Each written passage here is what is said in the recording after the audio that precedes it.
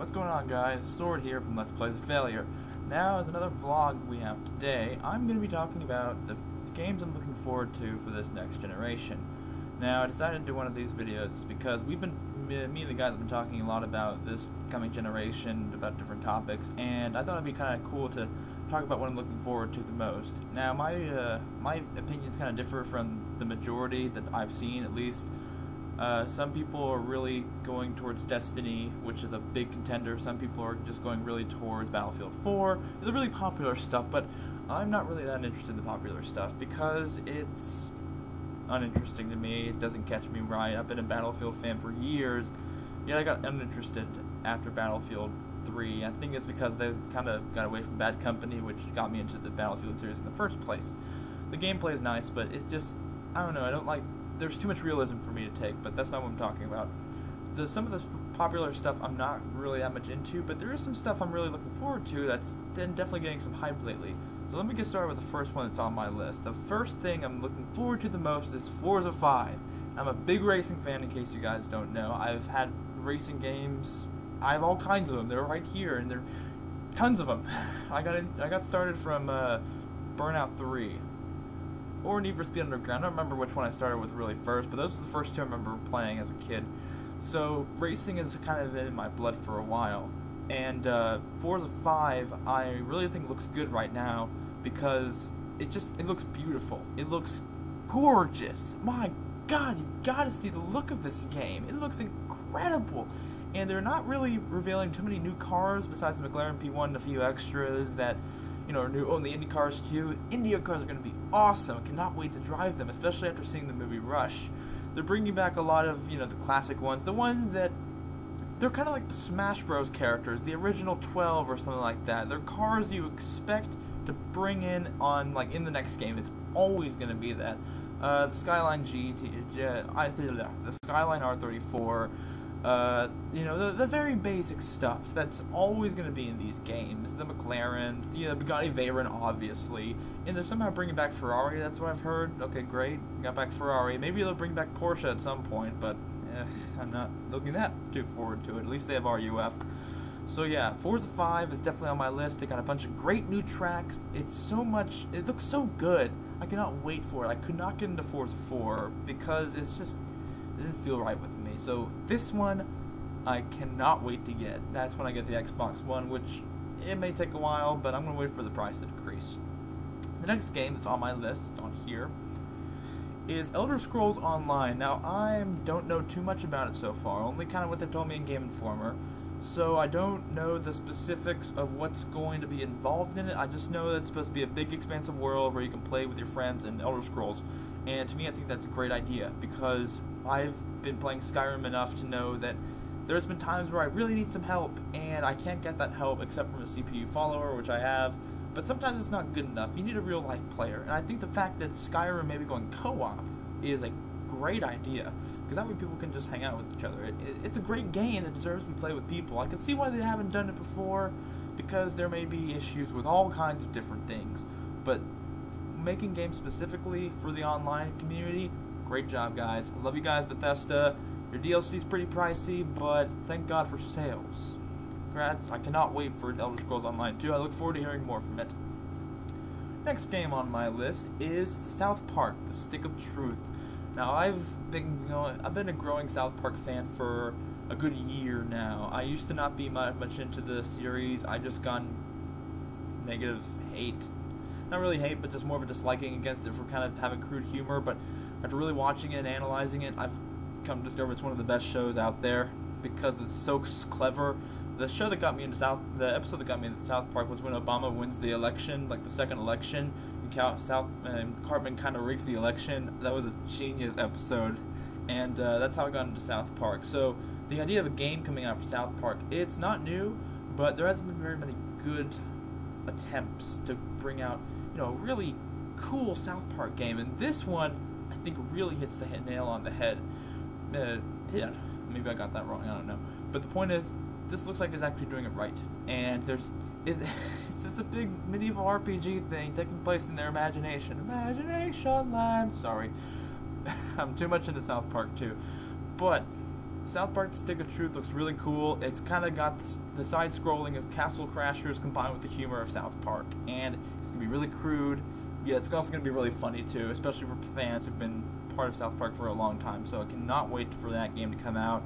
I don't know when it's coming out. I don't remember the due date, but when it does, I am definitely picking up a copy myself. The next game is Watch Dogs. Now, Watch Dogs, I didn't know how to feel about it at first. I thought it was a PS3 exclusive or PS4 exclusive. Then I got told from Kevin, see their debate video about the Xbox One and PS4, that it's multi-platform. I'm glad it is, because it looks interesting. It looks beautiful, firstly. Secondly, it does look interesting. The idea of using your cell phone or using an electronic device to hack into things and either help people or maybe cause harm to people. I think it's a good way to show how technology's grown and how we can use it as a good thing or a bad thing. Now, there may be some repercussions in real life. There may be some people that might try to do the same thing Watch Dogs is doing, like, doing evil acts, like terroristic acts or something like that, but that's more for the future, when the game is actually out.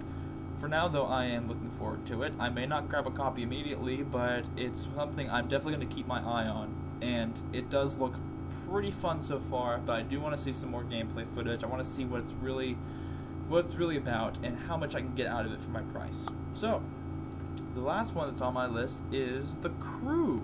The Crew is another racing game. I have heard very seldom about it, and I first got a hold of it from a couple of friends of mine who are big racing junkies like I am, and after seeing some gameplay of it on E3, I was really impressed. Not really impressed, but you struck my curiosity. It really struck me in interesting. And the fact that you can go apparently across the country and race with your friends all across the country.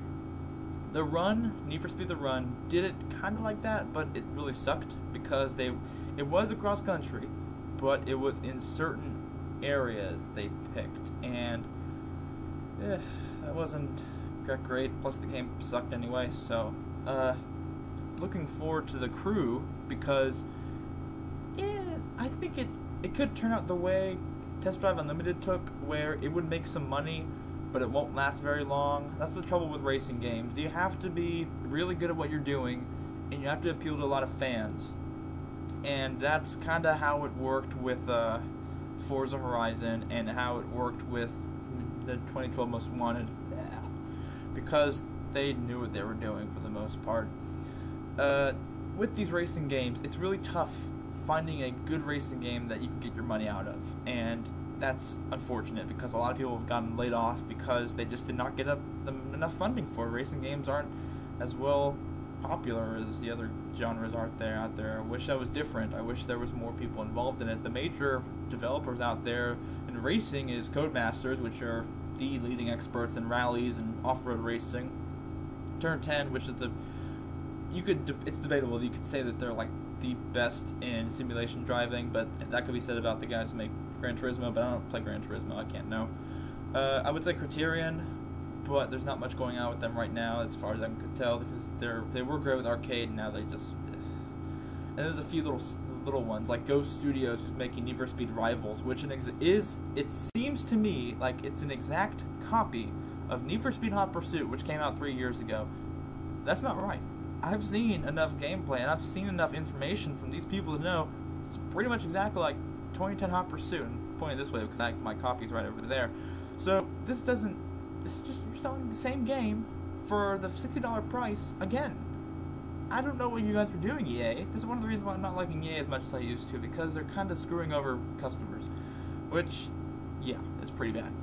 So I kind of went off topic. I started talking about racing games and how it sucks to be a racing game developer. Anyway, those are the games I'm looking forward to. Forza 5, South Park: Stick of Truth, Elder Scrolls Online, Watch Dogs, and The Crew. I cannot wait to look for these games on the shelves. And I'm definitely picking at Forza 5 first. Elder Scrolls Online I'll take more of a look at. Watch Dogs I'm taking more of a look at. South Park I need to take more of a look at, but it's one of those games where it's like really on my list. And The Crew is something I'll probably see.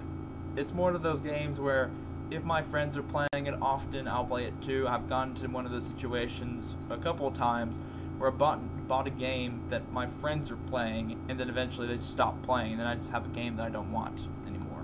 So I'm going to stick with my money. But for now, I'm looking forward to those games. Tell me, what are your games they're looking forward to this generation? Xbox, PS3, PC, Wii U, I don't care. Tell us, because we're really interested to see your opinions of it.